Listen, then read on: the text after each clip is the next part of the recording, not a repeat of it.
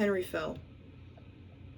He'd been getting sloppy lately, tired or something, and now he was falling. The air rushed past him, and he watched as Captain Man, no, Ray's agonized face pulled farther and farther away from him.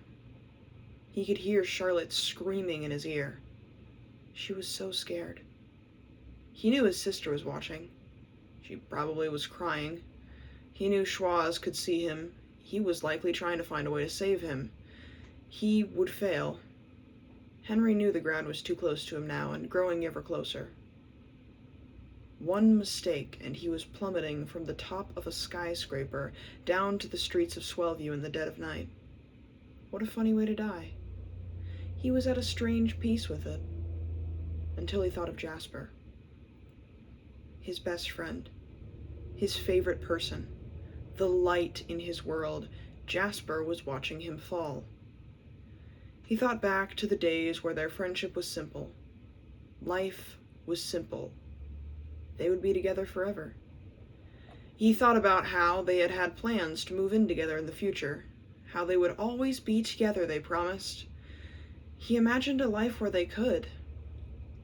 Jasper would be a janitor, Henry would be a chef, they would live in a nice apartment, they would be together always. They'd work at the same restaurant and co-own their own once they got older and retired. Jasper would come home while Henry made dinner, and now that was a thought that surprised him. Kiss him on the cheek. Henry would kiss him back as he set the table. Neither of them would ever have known the superhero life. Henry would hold Jasper as they slept in the night, and Jasper would make sure the bed was made every morning. They would love each other. Henry would cook, Jasper would clean, Henry would handle finances, Jasper would handle handyman work.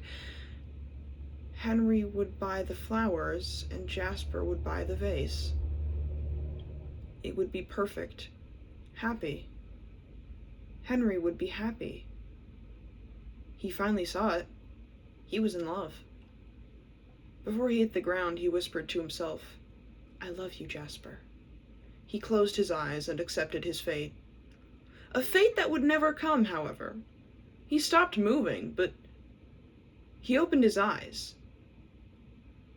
He watched as a greenish field of light around him dissipated, and he hit the ground with a grunt. Henry stood, looking around, shaking slightly. Was he dead? No, he was still breathing, and when he pinched himself, it hurt. He put a quivering hand to his earpiece. "Guys, am I alive? Can you hear me?" "Yeah, you're alive." Charlotte sounded shaken on the other end. "Okay. I'm coming back to the man cave now." Henry stepped in from the elevator, dazed and shaking slightly. He hasn't cried yet, but came close several times. He looked around at everyone's shocked faces until he landed on Jasper's. That did it. His face scrunched up, and he could feel the tears welling in his eyes. He stumbled over to Jasper and pulled him into a tight hug. Jasper responded tenfold, practically squeezing the air out of him. I heard you. You're safe now. I love you," he whispered in Henry's ear, also crying. Once the two of them broke away, Charlotte also got a hug, and finally Piper. He held his sister the longest. He was right in thinking she was scared. Ray was still out on the mission, but they let him know that Henry was safe, to his relief and mild confusion. Schwaz wanted to know what the hell that force field was, but he'd have to wait for now.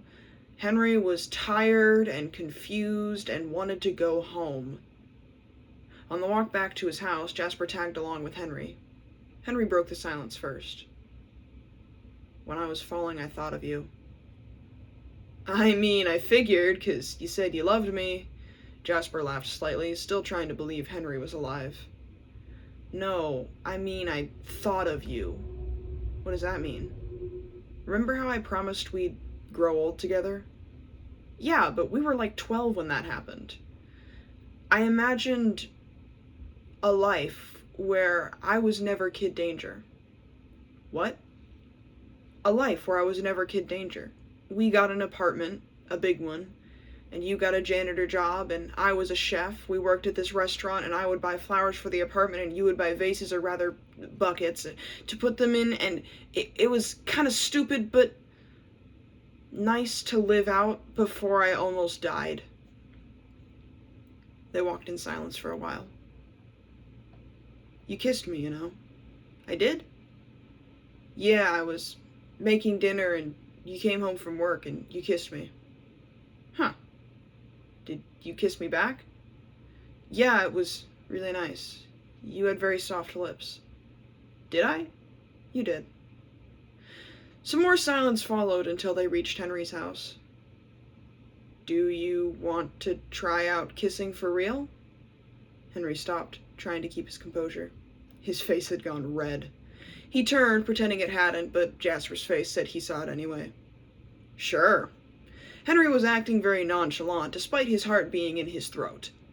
Jasper stepped closer, and Henry was practically frozen. He had just looked death in the eyes today, and this was scaring him? He felt silly. Jasper reached out to touch Henry's face, his hand soft.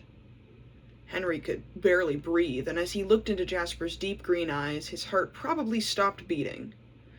Jasper leaned in, and Henry squeezed his eyes shut. Once their lips met, though, the whole world melted away. Henry relaxed into Jasper, pulling him in and kissing him back passionately. This is what safe feels like, he decided.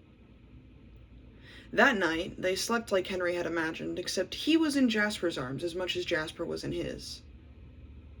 It was nicer this way, the warmth of Jasper's body making Henry feel like he could never be hurt ever again.